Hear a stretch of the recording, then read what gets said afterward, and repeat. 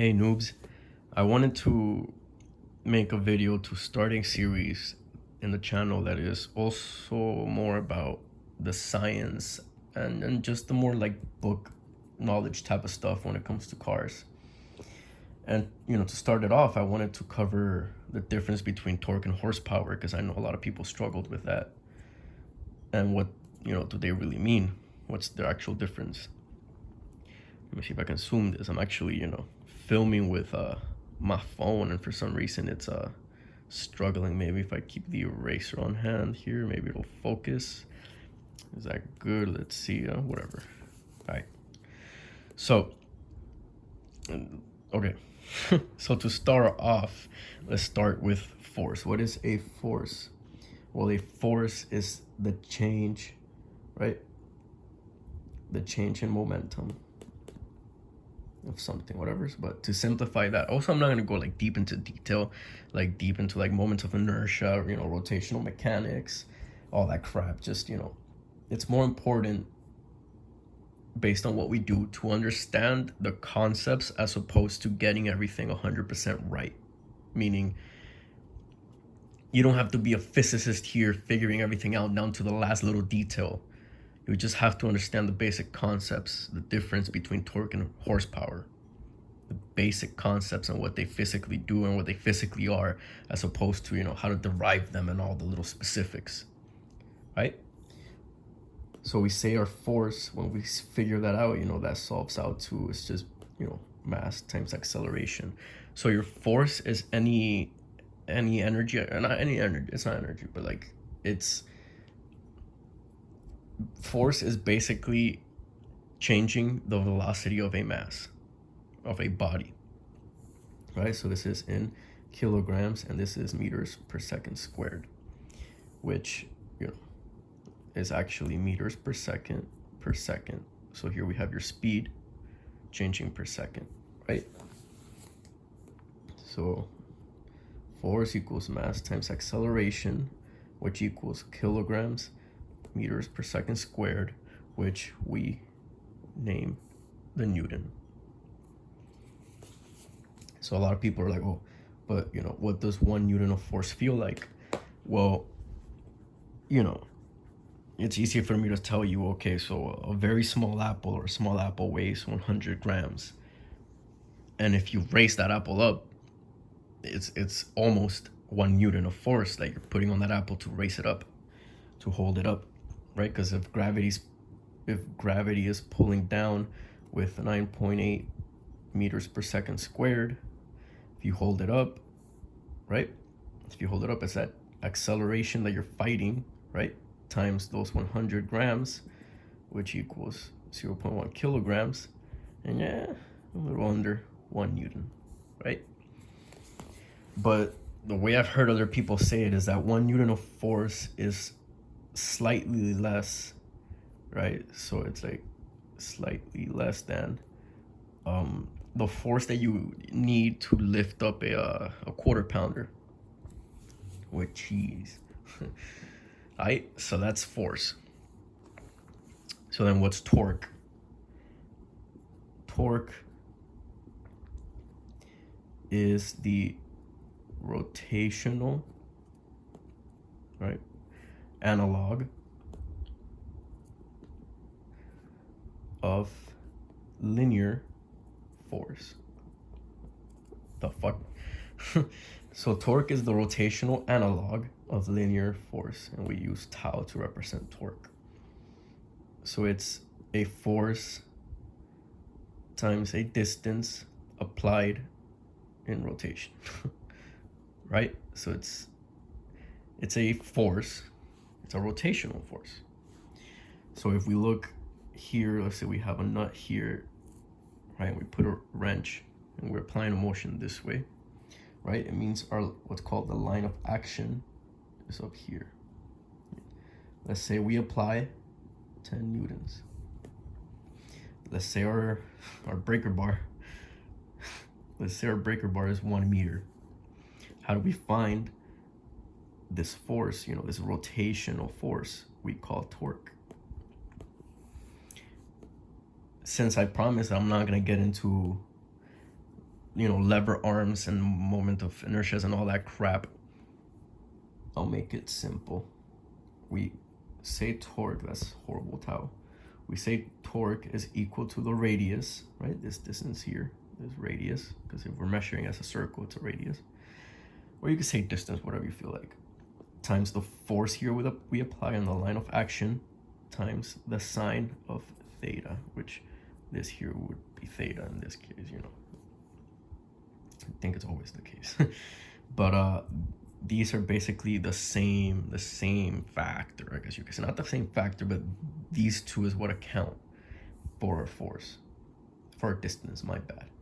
And where does this sine of theta come from? Well, this sine of theta comes from, for example, let's say this is our nut and this is our breaker bar, right? But instead of having our line of action be here, let's say our line of action is, for some reason, your handle or whatever, where you're applying the force is like this, right? So then I think here we have our angle. And then I think this is measured as, right? So that lever arm is measured as r sine of theta.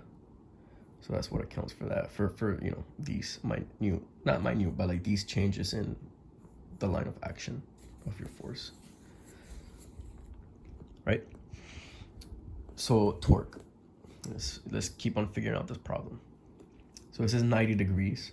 So our torque is our radius, which we established as 1 meter, times our force of 10 newtons, and then sine 90 degrees is 1. So our torque is equal to 10 newtons times 1 meter equals 10 newton meters. Those are our units of torque, the newton meter. Right? So I'll always leave everything so the trigonometry solves out pretty and nice and pretty. Nobody wants to deal with that crap. But we know that your sine wave, your sine is a repeating function, a periodic function like this, right? With your minimum being -1 and your max being 1. Your max occurs at 90 degrees, which is 1/2 pi radians. That means right here, so we have right here, let's see, 1. Right? That means that when you apply your force as a torque at an angle, anything greater than or less than 90 degrees, or a multiple of, not a multiple of, because then you can have 180 degrees and that ain't gonna work. You feel me? But if it comes down to 90 degrees, right? If it's anything less than or anything more than 90 degrees, you're losing torque. You're losing output, right? 90 degrees will give you your maximum, right? So torque is the rotational analog of linear force. Now we have another concept we have to get into. It's called work. What's work? Well, work is some force by a distance. It may sound familiar. And then again, these are the units, these are the base units, but we use the joule. Why the difference when it's literally the same thing as torque? Well, it really isn't actually the same thing as torque. When we talk about torque, this distance actually makes a physical difference, right? You could, not qualitative, but like that distance literally does make a difference. If you have a nut here, right, at 1 meter, and you need 10 Newton meters of force, which is torque, and you're applying 5 newtons of torque, right? That ain't gonna work, because that only, right, this distance only multiplies it out to 5 newton meters. It ain't enough. But now if your breaker bar is 2 meters long, that works out. See, your distance up amplifies the force felt here rotationally. Your rotational force, it does change it, and it will work. But then, so you say work is, say we have this box, and in order to move this box, right, to move it that way, it takes 10 newtons of force. If I'm pushing it here with 9.99, you know, infinite newtons, it ain't gonna move. It's not gonna move. You know, even if you move it, quote unquote, even if it were to move those 2 meters, yeah, this distance does multiply by this force, but not in the same way. You, like, feel me? Like, this ain't going nowhere. It ain't going nowhere. So this distance factor here makes a difference in your output. Whereas in work, it is descriptive. That's the word I'm looking for, descriptive. In work, that displacement, that distance, describes for how long you did that force, you pushed that force. It doesn't amplify the force. It is descriptive.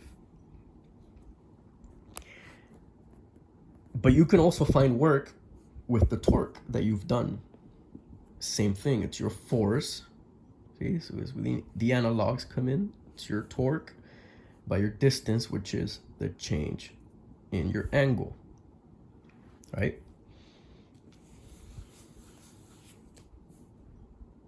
So your work equals the torque times your change in angle. And I can just say angle, but, you know, change in angle is also, you know, good, because, for example, let's say you start at 90 degrees and you move it all the way to 180 degrees. This difference is 90 degrees, so that's the distance you went. So let's say you applied some torque. You know, this is your initial position and this is your final position. This torque that you applied over this angle, which is, you know, theta, which in this case is 90 degrees.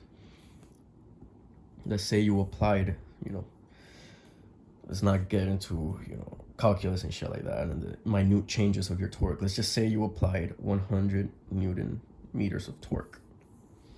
Your work is equal to 100 newton meters by that distance, that radius, which in this case has to be in radians.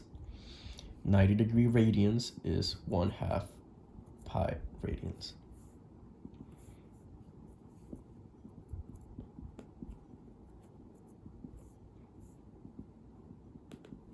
So then your work was just 3.1415. You know, I'm not gonna do that many significant digits, but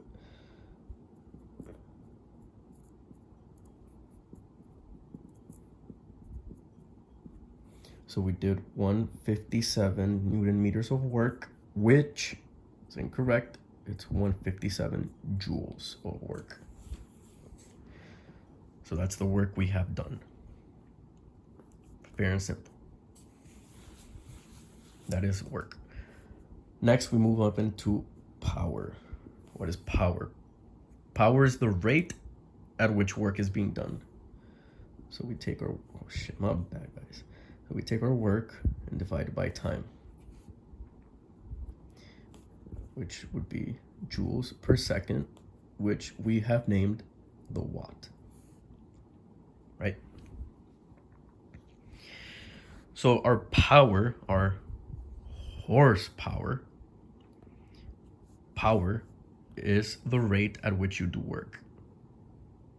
If I tell you this is a 100 watt motor, right? We know those watts are joules per second, right? And let's say I run that for 10 seconds.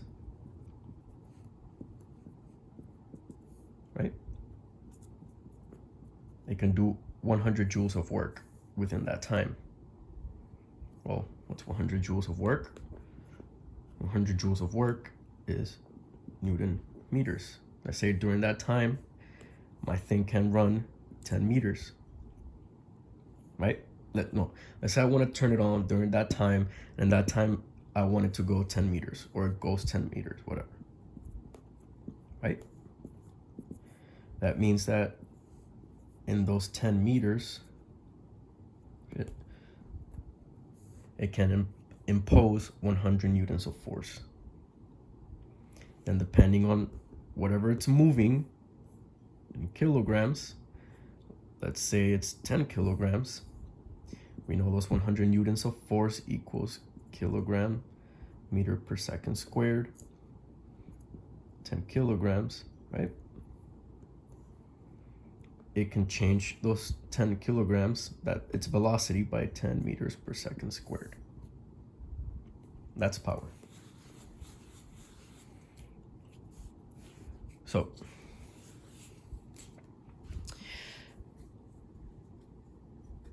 okay, so torque and power, right? So we come back, torque, we have Newton meters, power, we have the watt. What's the difference? So I think I've heard some people say that your torque is what glues you to your seat when you accelerate, while your horsepower is how fast you accelerate. You know, if we think about it, the higher the torque your engine can output, your car can output, the more things it can tow, the more weight it can carry efficiently, I guess. That's why semis, you see semis hauling huge loads, but they can't necessarily accelerate fast. Their torque is going to help them pull all that weight, but it's not going to help them accelerate fast with that weight. Your power, on the other hand, since your power is how fast you do work, and your work is directly related to the force, the linear force, and force is directed to acceleration, then I guess you can say the higher the horsepower, the faster you can accelerate, the faster you deliver that torque, that force. Feel me? And if we see most horsepower and torque charts and stuff like that, they have a name, but I'm forgetting. I'm having a brain fart. So if you see your torque is usually something like this, and then it dies off in the later RPM ranges, and then your horsepower could be something like this, and then it goes off like that. So your horsepower is, because of this, is directly tied to your top speed, right? Because at higher top speed, higher speeds actually, you have a lot more air drag pushing you back, but you still have that power, that actually you have that peak power pushing you forward at a certain rate of change, whatever. Your torque is usually out at the bottom, that torque curve, and they do match up at if I remember, it's 5.2 RPMs, and that has to do with circumferences and shit of stuff. I don't remember exactly why. I'll link some videos down below to why, but they always cross there. And actually your horsepower is related to your torque via your RPMs. Your peak torque actually occurs when your engine is at, I think it's peak volumetric output, I think. So it's basically your peak torque occurs when your engine is drawing in the most of its air-fuel mixture, the most of it, and it can do the most with it, right? Before that, is not drawing that much in, and after that, due to timing and all this stuff, and retarding ignition and all this stuff, it's not as efficient as burning it all completely, right? So that's where your peak torque comes in. So then what's horsepower?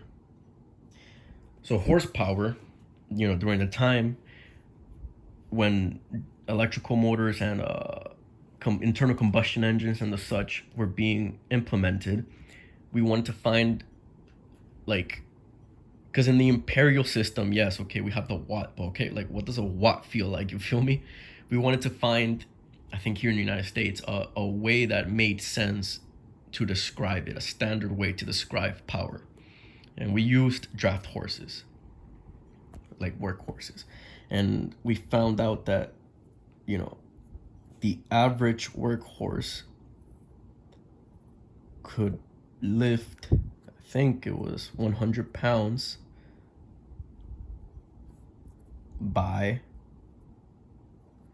330 feet in 1 minute. Right? And then the units of torque in imperial are, I think it's pound-feet. And then of power is foot-pounds.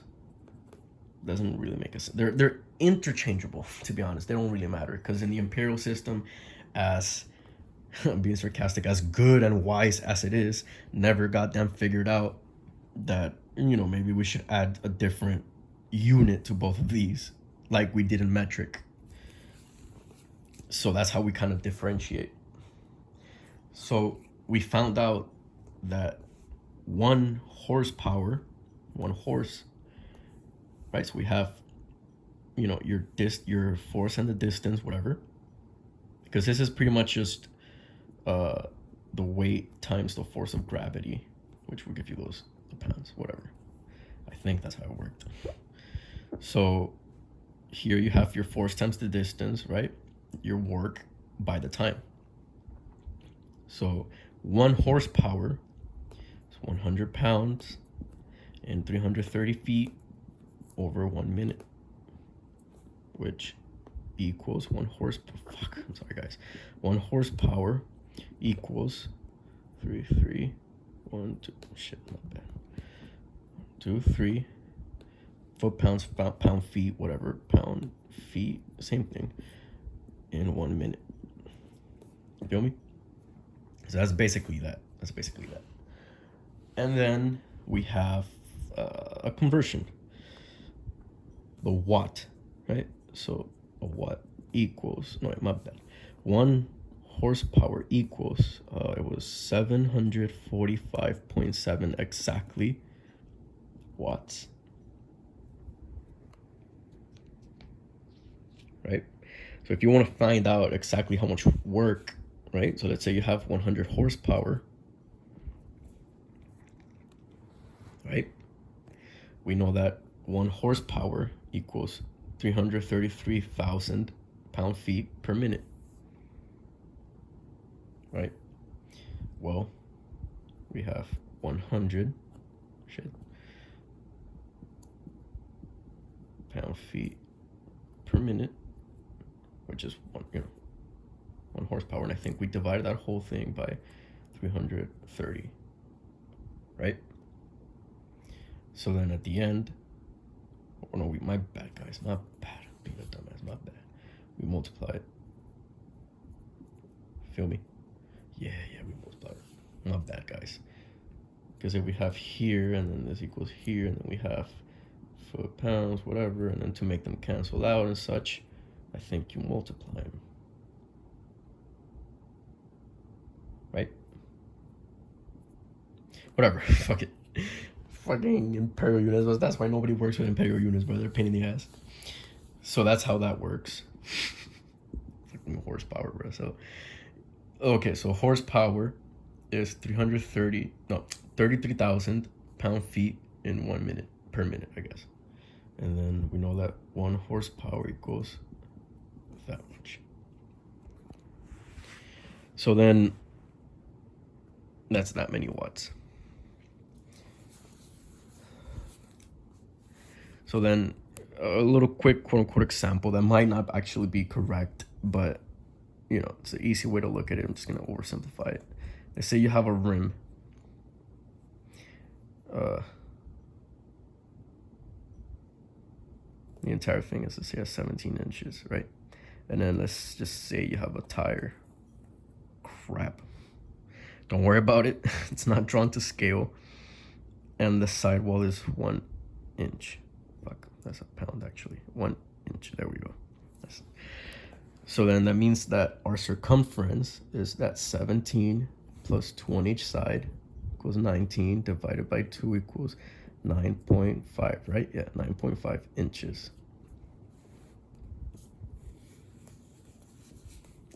I'm gonna draw it again. Shit looks bad. I think that 9.5 inches is... This is even worse. Whatever. I think that 9.5 inches might be somewhere around this many millimeters? I don't remember. No, it was actually 4, 5, something like this. Something like this, millimeters. And if we round that up, we get 0.4. Let's just say 0.4 meters, right? Let's say that's our radius. I'm not exactly sure if that's the conversion, but let's just say it's 0.4. Matter of fact, let's round that up to 0.5 meters. Let's say that's our wheel dimension, 0.5. Fucking wheel, right? So let's say this is our wheel. Let's say our radius is 0.5 meters. It's half a meter, right? And let's say our output here, our torque output here, we output a torque of 350 Newton meters. Well, what's the linear force felt here on this point on the tire, right? Or if actually, it's better this way.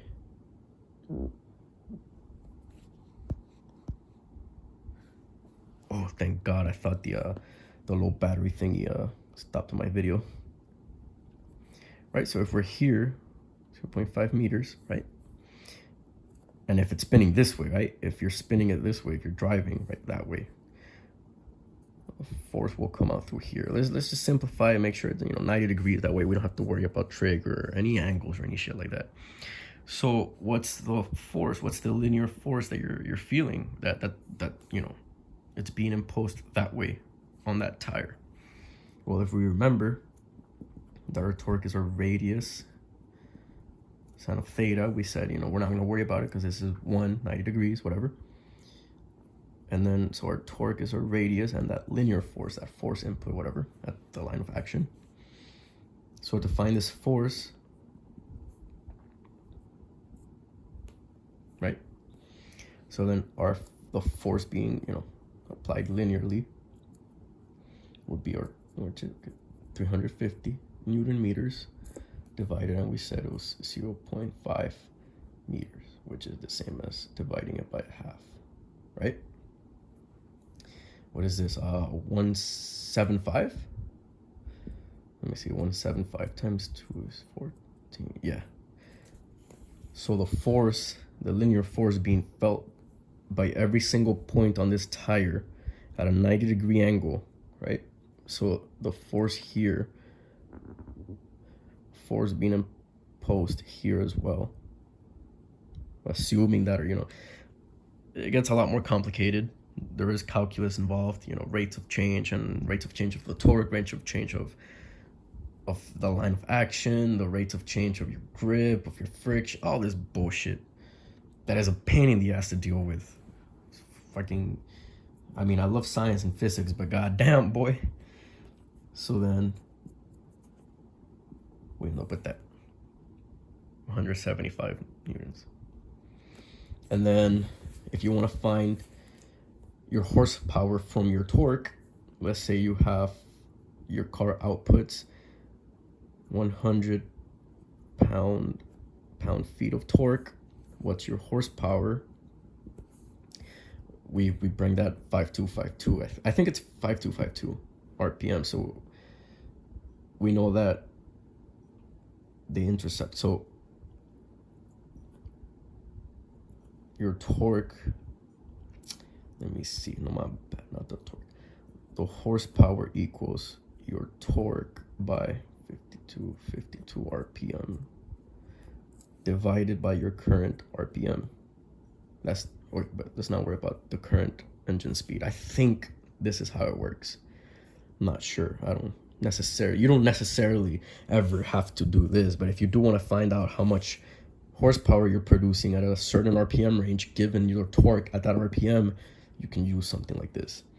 So if we set 100 pound-feet, and I think this only works with imperial units. Again, this is way too much into detail. You're never gonna need this. You know, as long as you understood the concept, you're fine. Times 5252 RPM, or I think it's, yeah, your current RPM, and then you divide that by and you have to divide it by the factor, because pound-feet per minute and all that shit. So then you get your horsepower would be 525200, right? You know, pound-feet per revolutions per minute, so you get the minute, and then you gotta divide it by. So it'll be your horsepower to be 5252 divided by 330. That's why nobody likes working with Imperial. So yeah, that's basically it. So again, just to recap, as long as you just understood these concepts, you're gonna be fine. And I hope you guys learned something. You know, I'm not the best teacher given these circumstances. So to reiterate, torque versus horsepower. So we have a force, right? Which we figured was mass times acceleration, which equals a Newton. We said that a Newton is almost the force you need to lift a quarter pounder. The torque is the rotational analog of that, and it's the distance by the linear force applied by the angle between them, between your line of action and the moment arm, I think. No, between your line of action and the, I guess, the distance, the radius, whatever. We measure that in Newton meters because this distance actually changes your force output. Your work, we said, was the force applied by the distance. And it is not the same as torque, because here it is descriptive. This physically amplifies the force. This is descriptive of how long, physically long, how much displacement, how much, how long you actually did that work. So we call it the joule. And then power is the rate at which work is being done. And we named the watt. All of these are named after people: Newton, joules, and watt. As a matter of fact, I think Watt was the dude who found out horsepower, but I might be wrong. I don't remember. Right? And then your horsepower, fucking imperial. In imperial is 333 pound-feet per minute, or 745.7 watts. Right? So I think, I might be right, but I don't have to be 100% right here, as long as you just understand the differences. So your torque is a force. It is a rotational force. So your torque is the force you need to change the angular acceleration, right? The angular acceleration. So let's say this is spinning at a constant speed, right? If we speed it up, we're doing torque. And not the best example, but you feel me. The force you need to impose a change of velocity, of velocity in a rotational body. And that force is amplified, physically amplified by the distance. Okay. Your work is just that force, which I forgot to put here. Work is that torque applied by a distance that is now measured in radians, in an angle. So your work is the force you did over how long, how much space. So this factor here of distance, it is just descriptive. It tells you for how long you did it. Your power is the rate of change, not the rate of change, is the rate at which you do said work. And then your horsepower is the same. It's power. It's in the name. It is the same thing, same concept. It is just the imperial version of it. And that's all.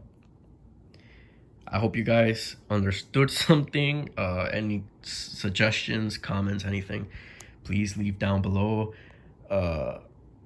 Just thank you for listening, guys. Thanks.